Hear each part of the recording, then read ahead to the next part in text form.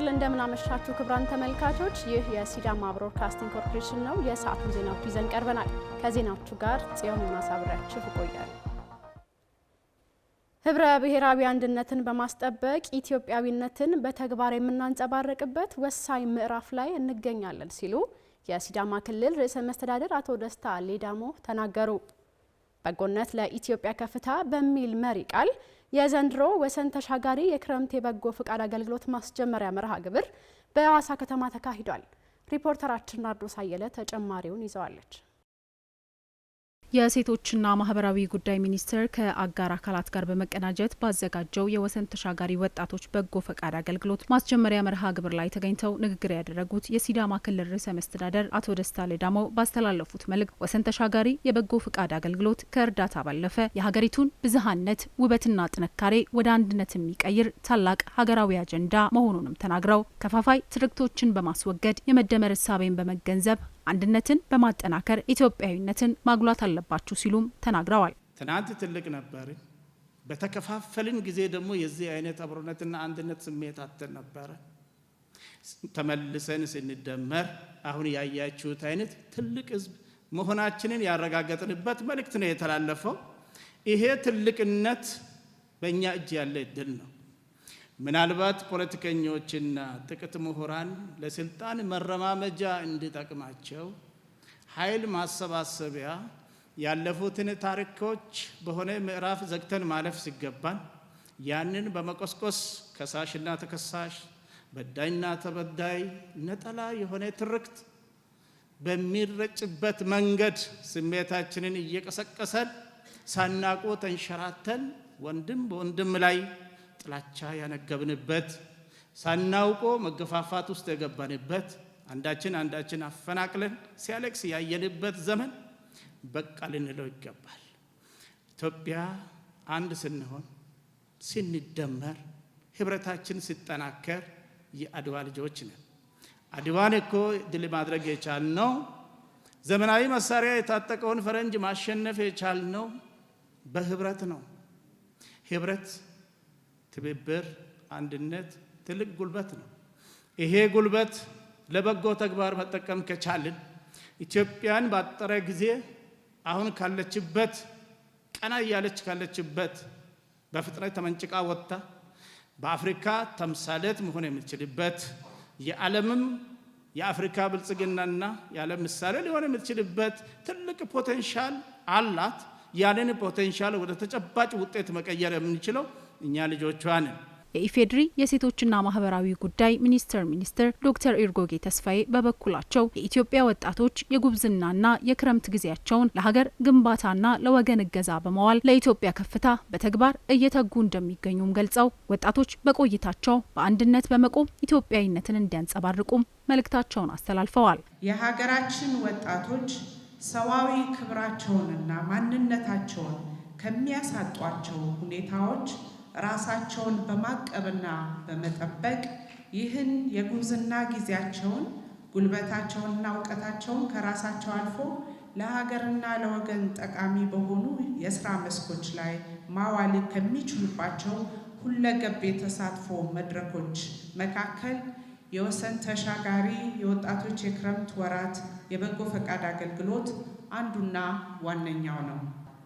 ከምንም በላይ የለውጥ ፈጣሪና ዘዋሪ የሆኑ ወጣቶች በተደራጀ አግባብ በመምራት በሁሉም የልማት አውድ ትርጉም ያለው ውጤት እንዲያስመዘግቡና የልማት ቀንዲል ሆነው ተገቢውን ትኩረት በመስጠት ትክክለኛውን አቅጣጫን በማሳየት ወደፊት እንዲመጡ በየደረጃው ካለ አመራርና ተቋማት የሚጠበቅ ተግባር ነው።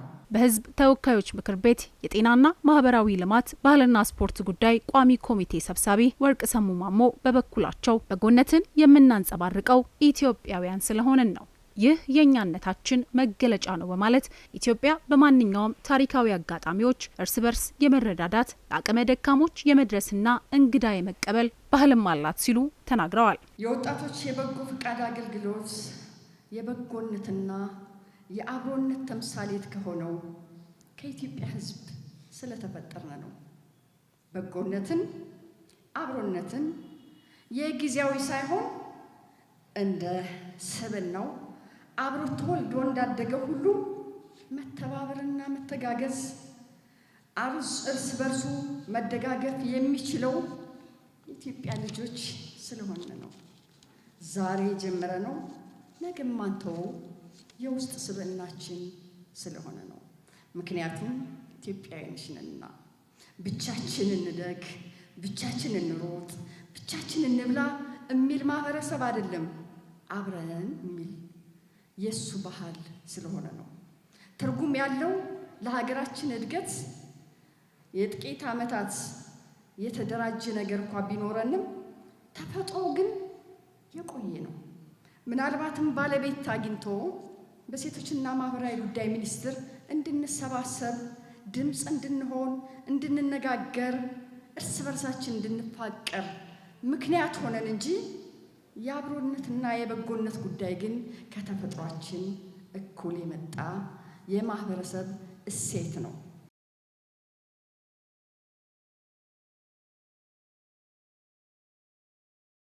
በተፈጥሮና በሰው ሰራሽ አደጋዎች የሚከሰቱ ችግሮችን በራስ አቅም ለመፍታት የጠባቂነትንና የተረጂነትን አስተሳሰብ በማስወገድ የሀገርን ሉዓላዊነትና ክብር ማስጠበቅ እንደሚገባ የሲዳማ ክልል ብልጽግና ፓርቲ ቅርንጫፍ ጽሕፈት ቤት ኃላፊ አቶ አብርሃም ማርሻሎ ገለጹ።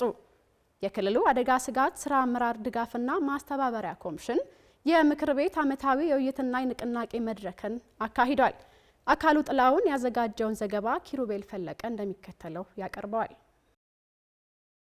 በሲዳማ ክልል አደጋ ስጋት ስራ አመራርና ድጋፍ ማስተባበሪያ ኮሚሽን ባዘጋጀው የምክር ቤት ዓመታዊ የውይይትና ንቅናቄ መድረክ ላይ የተገኙት የሲዳማ ክልል ብልጽግና ፓርቲ ቅርንጫፍ ጽሕፈት ቤት ኃላፊ አቶ አብርሃም ማርሻሎ ኢትዮጵያ በታሪኳ ወራሪዎችን በመመከት ሉዓላዊነቷና ክብሯን ያስጠበቀች ሀገር ብትሆንም በአሁኑ ወቅት በተለያዩ ተፈጥሯዊና ሰው ሰራሽ አደጋዎች ምክንያት በእርዳታ ላይ የተመሰረተ አስተሳሰብ መፈጠሩ ተገቢ አይደለም ብለዋል። በመሆኑም የተረጂነት አስተሳሰብን በመቀነስ ችግሮችን በራስ አቅም የመፍታት ባህልን ማጠናከርና ማሳደግ እንደሚገባም አሳስበዋል። መንግስት 5 ፍኖተ ካርታ መሰረት የምግብ ዋስትናን ለማረጋገጥ የህዝቡን አቅም ለማሳደግና ከእርዳታ ጥገኝነት ለመላቀቅ የተለያዩ ስራዎችን እያከናወነ መሆኑንም ገልጸዋል። በተፈጥሮ አደጋዎችና በሌሎች ችግሮች ጊዜ በውጭ እርዳታ ላይ ብቻ ከመተማመን ይልቅ የእርሻ መሬቶችን በአግባቡ ማዘጋጀት፣ ምርትን ማሳደግ፣ እህልን ማከማቸትና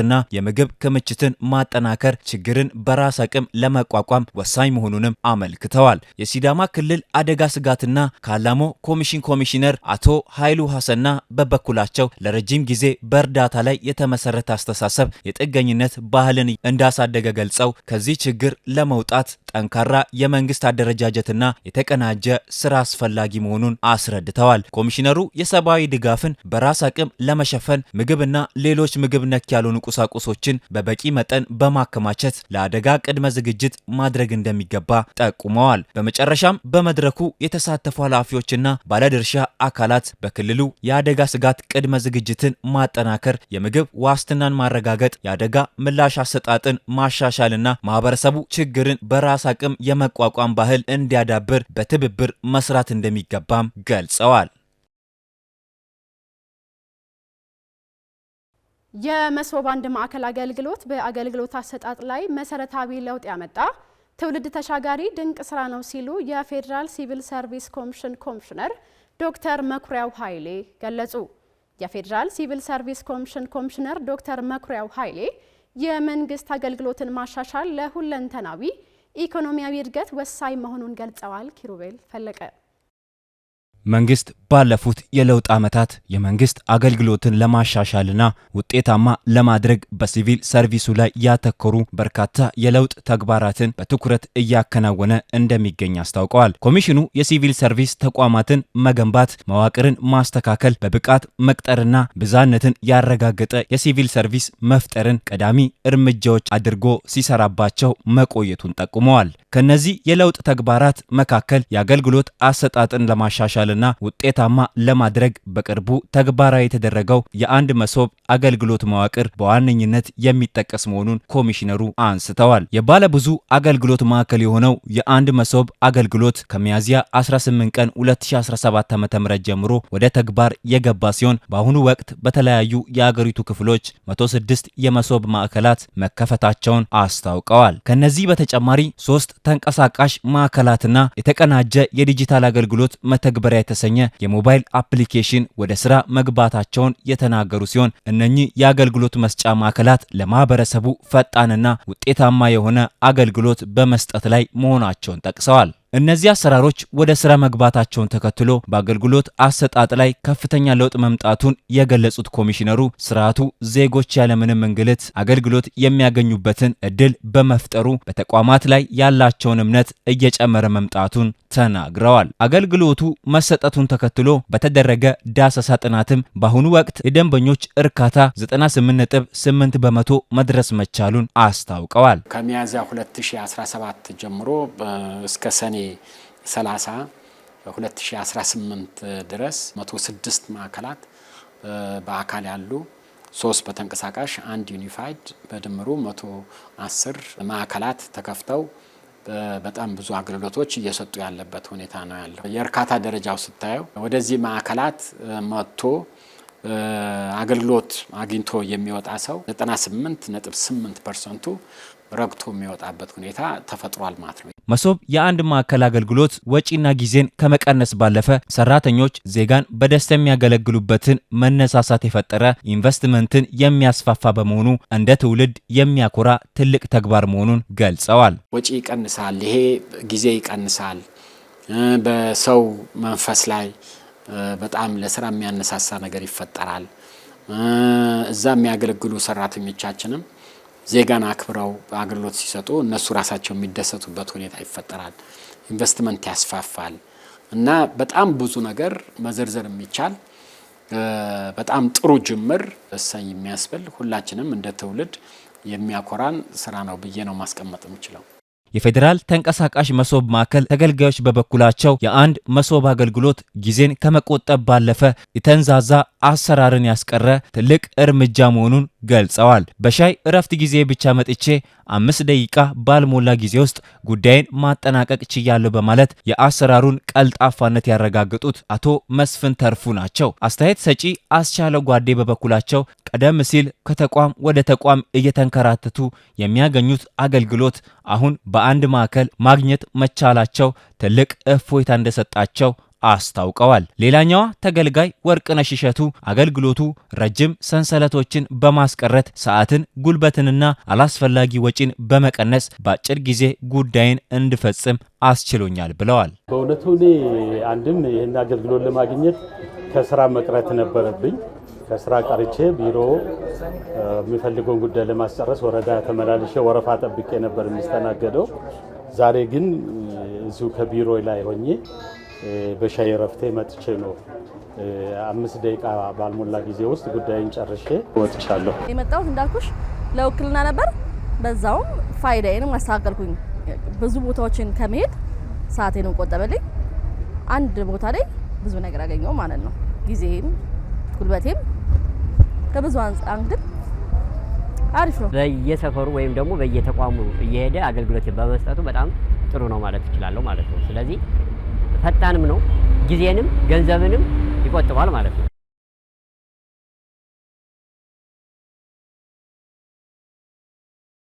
ኢትዮጵያ ለኢንቨስትመንት ለንግድና ለቀጠናዊ ደህንነት መረጋገጥ ቁልፍ ስትራቴጂያዊ ጠቀሜታ ያላት ሀገር መሆኗን የተለያዩ ሀገራት አምባሳደሮች ገለጹ። ከኢትዮጵያ ጋር ያላቸውን የሁለትዮሽ አጋርነት ለማጠናከር ፍላጎት እንዳላቸውም አምባሳደሮቹ አንስተዋል። ዘዳግም መኮንን በዝርዝር ተመልክቶታል።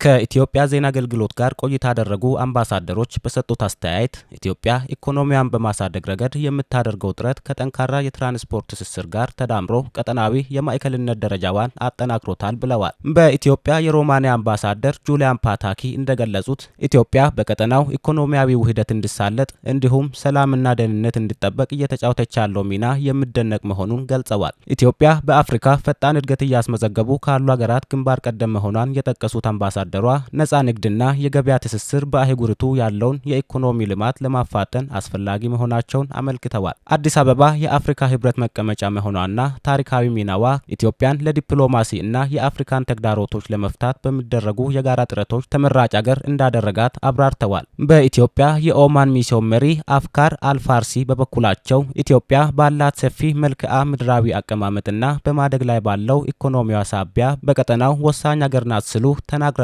ቀጠናውን የማስተሳሰር አህጉራዊ ሚናዋ እያደገ ነው ያሉት የሚስዮን መሪው በአፍሪካ ግዙፉ የኢትዮጵያ አየር መንገድ ለቀጠናዊ እና ለአህጉራዊ ውህደት ትልቅ አስተዋጽኦ አለው ሲሉም ገልጸዋል። በንግድና በኢንቨስትመንት ዙሪያ የኢትዮጵያ እና የኦማን የሁለትዮሽ ግንኙነት እየጎለበተ መምጣቱን ጠቁመው ኦማን የብረት ምርቶችንና የፕላስቲክ ፓሌቶችን ወደ ኢትዮጵያ ስትልክ ኢትዮጵያ ደግሞ ቡና፣ ሰሊጥና ሌሎች የግብርና ምርቶችን ወደ ኦማን እንደምትልክ አስረድተዋል። በሀገራቱ መካከል ያለውን የንግድ ልውውጥ ይበልጥ ማስፋት የሚቻልበት እድል መኖሩን ጠቅሰው በተለያዩ መስኮች ከኢትዮጵያ ጋር ያላትን የሁለትዮሽ ግንኙነት ለማሳደግ ፍላጎት እንዳላትም ጠቁመዋል። በኢትዮጵያ በሪል ስቴትና መሰረተ ልማት ፕሮጀክቶች፣ በአምራች በኮንስትራክሽንና በግብርና ዘርፎች የኦማን ባለሀብቶች ሊሰማሩባቸው የሚችሉባቸው ሰፊ የኢንቨስትመንት አማራጮች መኖራቸውን ጠቅሰዋል። ዘገባው የኢትዮጵያ ዜና አገልግሎት ነው። የሲዳማ ክልል ገቢዎች ባለስልጣን ቅርንጫፍ ጽህፈት ቤት በ2018 ዓ.ም 21.6 ቢሊዮን ብር ገቢ መሰብሰብ መቻሉን ገለጸ። ቅርንጫፍ ጽህፈት ቤቱ የተሻለ ግብር ለክልላችን ልማት በሚል መሪ ቃል የ2019 ዓ.ም የገቢ ግብር 28.6 ቢሊዮን ብር ለመሰብሰብ ማቀዱን በይፋ አብስሯል። እንድሪያስ በቀለ ያዘጋጀውን ዘገባ አመለወርቅ ቁሪሶ እንደሚከተለው ታቀርበዋለች። የቅርንጫፍ ጽህፈት ቤቱ ኃላፊ አቶ ደምሴ ሳቱ በ2018 በተጠናቀቀው በጀት ዓመት ከመደበኛና ከመዘጋጃ ገቢ 21.6 ቢሊዮን ብር መሰብሰብ መቻሉን ተናግረው በ2019 በጀት ዓመት 28.6 ቢሊዮን ብር ለመሰብሰብ ታቅዶ መሰረት መጣሉን ተናግረዋል። 28.6 ቢሊዮን ብር መሰረት የምንጥልበት ካሉን ነጋዴዎች እንደ ክልል ወደ 46,000 የሚሆኑ ነጋዴዎች አሉን። ከነኚህ ውስጥ 7,000 የሚሆኑት የደረጃ ሀሌታ ወይም የባት ነጋዴዎች ናቸው። 38,000 አካባቢ የሚቆጠሩ ሐዋሳ ከተማንም ጨምሮ የደረጃ ሌ ነጋዴዎች ናቸው። በታክስ ሕጉ ላይ እንደተቀመጠው ሐምሌ 1 ጀምረው እስከ ጳጉሜ 5 ቀን ድረስ የገቢ ግብር ማሰባሰቢያ መርሃ ግብሩ በአግባቡ የተጀመረ መሆኑን ለመላው ነጋዴና ለክልላችን ነዋሪዎች ለማብሰር ነው። ሁለተኛው ደግሞ የደረጃ ሀሌታ ነጋዴዎች የንግድ ትርፋቸውን መዝገብ በማቅረብ በመክፈል ጥቅምት 30 ላይ የሚያበቁ መሆኑን፣ ይህ ደግሞ በታክስ ሕጉ ላይ የተቀመጠ መሆኑን በይፋ ለማብሰር ነው። በተጨማሪም ግብር ከፋዮች የሚጠበቅባቸውን ግብር ለመክፈል በወጣው መርሃ ግብር መሰረት በጊዜ ከፍለው እንዲያጠናቅቁ መልእክታቸውን አስተላልፈዋል። ዜጎቻችን ሁሉ የሚፈልግባቸውን የገቢ ግብሩን ሐምሌ 1 ጀምረው መጥተው በመክፈል ለክልላቸው ልማት፣ ለሕዝቡ ተጠቃሚነት ያደገችና የበለጸገች ኢትዮጵያን ለመፍጠር የምናደርገውን ትግል በማገዝ የዜግነታቸውን ግዴታ እንዲወጡ መልእክትን እያስተላለፍኩኝ ዛሬ የጀመርነውን የንቅናቄ መድረክ ሰላማዊ በሆነ መንገድ የተጠናቀቀ መሆኑን አበስራለሁ። የቅርንጫፍ ጽህፈት ቤቱ ሰራተኞች በበኩላቸው የ2019 በጀት ዓመት ግብር የሚሰበሰብበትን ቀን ለማብሰር በሐዋሳ ከተማ ውስጥ የእግር ጉዞ ማድረጋቸውንና የዓመቱን እቅድ ለማሳካትም ግብርን በታማኝነት ለመሰብሰብ መዘጋጀታቸውን ገልጸዋል። ጉዞ በጣም ደስ ይል ነበረ። በጣም በሞራል ነው ከሐዋሳ ከተማ ከዋናው ከከንቲባ ቢሮ እስከ ፒያሳ ድረስ የመጣ ነው። በሞራል ነው። በጣም ደስ ይል ነበረ። የዝግጅታችንም በጥሩ ሁኔታ ነው። ከሐምሌ 1 ጀምሮ የሚጀምረውን የደረጃ ለ የግብር አስመልክቶ ያደረግነው ጉዞ በጣም አስደሳች ነበረ። እንደ ተቋምም ደግሞ ይሄ ሐዋሳ ከተማ ላይ ብቻ የሚሰበሰብ አይደለም።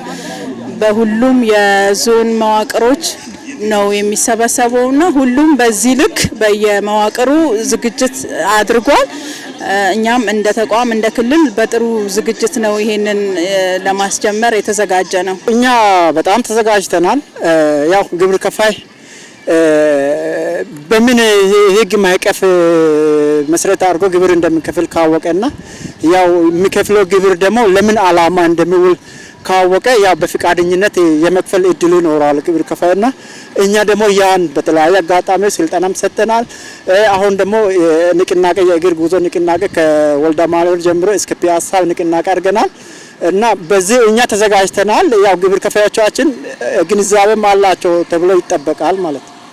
ዝግጅቱ በጣም በተጠናከረ መልክ ነው። ከዚህ በፊት ይደረግ እንደነበረው በቴክኖሎጂም ጭምር ነው ይሄ የግብር መሰብሰብ ሂደት የሚካሄደው በቴሌ ብር፣ በሲቢኤ ብር እና በሌሎች የቴክኖሎጂ አማራጮች ጭምር ስለሆነ እንደ ተቋምም ሁሉም ባለሙያ የራሱን የመሰብሰቢያ ጣቢያ አዘጋጅቶ በንቃት ለመሰብሰብ ሙሉ ትኩረቱን እዚህ ወቅት ላይ አድርጎ ነው ወደዚህ ስራ የገባው። ከክልል ጀምሮ እስከ ታችኛው መዋቅር በዚህ የንቅናቄ መድረክ ነው የተጀመረው። በዚህ አካሄድ ነው የሚቀጥለው። የሲዳማ ክልል ቡና ፍራፍሬና ቅመማ ቅመም ባለስልጣን ለአቅመ ደካማ ወገኖች ድጋፍ አደረገ። ባለስልጣን መስሪያ ቤቱ በማዕከላዊ ሲዳማ ዞን በይርጋለም ከተማ ቱላ ቀበሌ ለአቅመ ደካማ ወገኖች ያስገነባውን መኖሪያ ቤትና ልዩ ልዩ ድጋፎችን አበርክቷል። ለኤርሚያስ ሳምባቶ ዘገባ ማራማዊት በጻተ። የሲዳማ ክልል ቡና ፍራፍሬና ቅመማ ቅመም ባለስልጣን ዋና ዳይሬክተር አቶ መስፍን ቃሬ በሀገር ደረጃ የተጀመረውን የክረምት በጎ ስራ በክልል ደረጃም በቁርጠኝነት እየተሰራ መሆኑን አንስተው በባለስልጣን መስሪያ ቤቱ ደረጃ በ3 ዓመታት ውስጥ የመኖሪያ ቤቶችን ገንብተው ለአቅመ ደካማ ቤተሰቦች እንዳስረከቡ ገልጸዋል። የድሃ የሆኑትን ሰዎች ለመርዳት እንደ ሀገር የተጀመረው ፕሮግራም በክረምትም ይሁን በበጋ የተጀመሩ ፕሮግራሞች አሉ። ይሄ በክቡር ጠቅላይ ሚኒስትራችን ዶክተር አብይ የተጀመረ ፕሮግራም ነው። እንደ መስሪያ ቤት የተሰጠን ተልዕኮ አለ። የዛሬ በ2016 ሻፋሞ የሚባል ወረዳ ላይ እንደዚሁ የድሃ ለሆኑ አርሶ አደሮች ቤት ስር ገንብተናል። በ2017 ደግሞ ቡርሳ ወረዳ ላይ የገነባንበት ሁኔታ ነው ያለው። በዚህ አመት ደግሞ እዚህ ይርጋለም ከተማ ቱላ ቀበሌ ነው ይሄ ስራ ለመስራት ወደ ከተማው ስንመጣ ከተማውን ስንጠይቅ ከተማው 2 ቀበሌ ነው የሰጠን። ጋኔና እዚህ ቱላ ቀበሌዎች ሰጥቶናል። ሄደን ስንመርጥ ግን የበለጠውኑ የተጎዳው ይሄ ስለሆነ የበለጠ ለተጎዳው እንሰራለን ብለን አሁን ከጀርባው አይታችሁ ከሆነ ጎጆ ቤት በጣም ጠባብ የሆነች ጎጆ ቤት አለች። እሷም ዝናብ በሚዘንብበት ጊዜ ዝናቡ ያፈሳል፣ ይቸገራሉ እና ይሄንን ችግር ለማውጣት የግድ ቤት መገንባት አለብን ብለን ቤቱን የገነባንበት ሁኔታ ነው ያለው። ዳይሬክተሩ አክለውም እርስ በርስ በመተባበር አቅመ ደካማ ወገኖችን በሰፊው መርዳት እንደሚቻል ገልጸው በዚህ ዙሪያ በማህበረሰቡ ውስጥ የአመለካከት ለውጥ ማምጣት እንደተቻለ ተናግረዋል። አሁንም ቢሆን ብዙ ሰዎች ቤት የሚያስፈልጋቸው አሉ። ይሄንን በቀጣይነት ሁላችን ከተረባረብን ህብረተሰቦቻችን እንደዚህ በችግር ውስጥ ያሉ ህብረተሰቦቻችንም ድጋፍ አድርገን የምንወጣበት ጊዜ አጭር ይሆናል ብዬ አስባለሁ። ቀድሞ የነበረው ፈረንጅ ብቻ ነው ድጋፍ ሲያደርግ እንደዚህ አይነት ነገር የነበረውና አሁን በሀገር በራሳችን ወጪ በራሳችን ገንዘብ የተቸገሩትን እያየን የምንደግፍ ከሆነ የኢትዮጵያ ብልጽግና በአጭር ጊዜ ውስጥ ይረጋገጣል። በምረቃው ስነ ስርዓት ላይ የተገኙት የይርጋለም ከተማ አስተዳደር ብልጽግና ፓርቲ የአቅም ግንባታ ዘርፍ ኃላፊ አቶ ይልማ ይስሐቅ ባለስልጣን መስሪያ ቤቱ ላደረገው በጎነት ምስጋና አቅርበዋል። በጣም ነው የምናመሰግነው። የቢሮ ምክትል ኃላፊዎችንም ሆነ ማኔጅመንት አባላትንም አጠቃላይ ሰራተኞችም ከኪሳቸው ካላቸው ከደሞዛቸው አዋጥቶ ይሄን ሲያደርጉ ትልቅ አለንላችሁ ለወገን መድረስ እንችላለን የሚለውንም ያሳየ መርሃ ግብር ነው። ስለዚህም ያረጉበት መርሃ ግብር እንደ ከተማም እኛም እነሱ ዛሬ ገንብተው ያስረከቡንን ቤት ብቻ መረከብ ሳይሆን በውስጥ የሚኖሩ አካላት የሚቸግራቸውን የሚያስቸግራቸው ነገሮችንም ድጋፍ አድርገን ከጎናቸው ሆነን ያስረከቡንን እኛም አደራውን ተቀብለን ድጋፍ እናረጋለን የሚለውን ብቻ ለማንሳት ነው። ድጋፍ የሚያስፈልጋቸው ወገኖች ሲለዩ በፍትሃዊነት እንደተሰራ የይርጋለም ከተማ ሴቶች ወጣቶችና ማህበራዊ ጉዳይ ዘርፍ ኃላፊ ወይዘሮ ሰላማዊት ዳንጉራ ገልጸዋል። ምልመላ አድርገን እኛም ሰተን አላሳፈሩንም። እነሱም ያው በአጭር ጊዜ ውስጥ ሰርቶ ይሄንን መሰለ ቤት ሰርቶ ከነ ሙሉ ማቴሪያል ዛሬ ያው ሙሉ ማቴሪያል ነው። ፍራሽ አለ፣ ብርድ ልብስ፣ ዱቄት አለ፣ ወር አስቤዛ ሙሉ አሟልቶ ያው ለምርቃት ነው የበቃው። ድጋፍ የተደረገላቸው ቤተሰቦች የዚህ እድል ተጠቃሚ በመሆናቸው ደስተኛ እንደሆኑም ተናግረዋል። ከሲዳማ ብሮድካስቲንግ ኮርፖሬሽን የሰዓቱ ዜናዎቻችን ቀጥለዋል። አሁን ደግሞ ከውጭ ምንጭ ወዳገኘነው ዘገባችን እናልፋለን።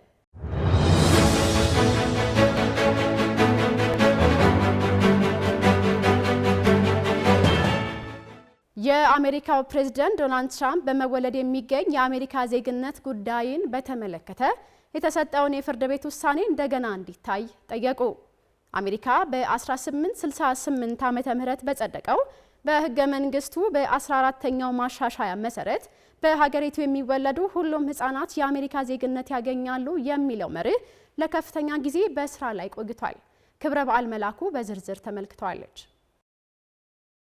በአሜሪካ ባለፈው ሳምንት ከፍተኛው ፍርድ ቤት በአሜሪካ የተወለዱ ልጆች ዜግነት የማግኘት ህገ መንግስታዊ መብት እንዳላቸው ውሳኔ ካሳለፈ በኋላ ፕሬዝዳንት ዶናልድ ትራምፕ የአሜሪካ ጠቅላይ ፍርድ ቤት በመወለድ የሚገኝ ዜግነት ጉዳይን በድጋሜ እንዲመለከት ጠይቀዋል። ውሳኔው 150 ዓመታት ባስቆጠረው ፖሊሲ ላይ ገደብ እንዲጣል ትራምፕ ያስተላለፉትን ፕሬዝዳንታዊ ትዕዛዝ ውድቅ አድርጓል። ይህንን ተከትሎም ትራምፕ ፍርድ ቤቱ ጉዳዩን በድጋሜ እንዲሰማ እንደሚጠይቁ ተናግረዋል። ትራምፕ ሮብ ዕለት በማህበራዊ ሚዲያ ባጋሩት ጽሑፍ ይህንን ውሳኔያቸውን ካልለወጡ የፍትህ እርምጃው አሜሪካን ያጠፋታል ብለዋል። ጠቅላይ ፍርድ ቤቱ እንዲህ አይነት ጥያቄን የሚቀበል ቢሆንም ውሳኔ ባሳለፈበት ጉዳይ ድጋሜ ችሎትን እምብዛም አይፈቅድም። ፍርድ ቤቱ ውሳኔ ያሳለፈበትን ጉዳይ ለመጨረሻ ጊዜ በድጋሜ የሰማው ከ60 ዓመታት በፊት ነው።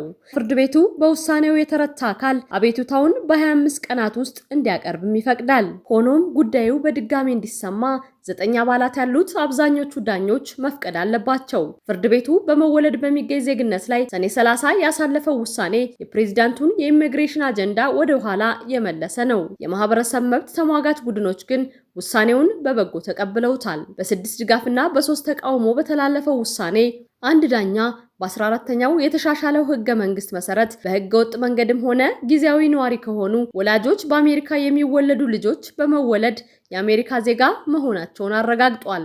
ትራምፕ ሰነድ የሌለው ስደተኞችና አንዳንድ ጊዜያዊ ጎብኚዎች በቁጥጥር ስር አይደሉም፣ በመሆኑም ከነርሱ የሚወለዱ ልጆች በመወለድ የሚገኝ ዜግነት ለማግኘት ብቁ አይደሉም ሲሉ በፕሬዝዳንታዊ ትዕዛዛቸው ይህንን መብት ለመገደብ ፈልገው ነበር። ሆኖም ዋና ዳኛውን ጨምሮ 5ቱ ዳኞች የትራምፕ ትዕዛዝ 14ኛው የአሜሪካ ህገ መንግስት ማሻሻያ ይጥሳል ሲሉ ውድቅ አድርገውታል። ከዳኞቹ መካከል በተናጠል ባጋሩት ጽሑፍ የትራምፕ ትዕዛዝ የፌዴራል ህግን ይጥሳል ብለው እንደማያምኑም ገልጸዋል። ትራምፕ ግን ውሳኔው ከተላለፈ በኋላ በመወለድ የሚገኝ መብት እንዲቀር በህግ መታገላቸውን እንደሚቀጥሉ ቃል ገብተዋል።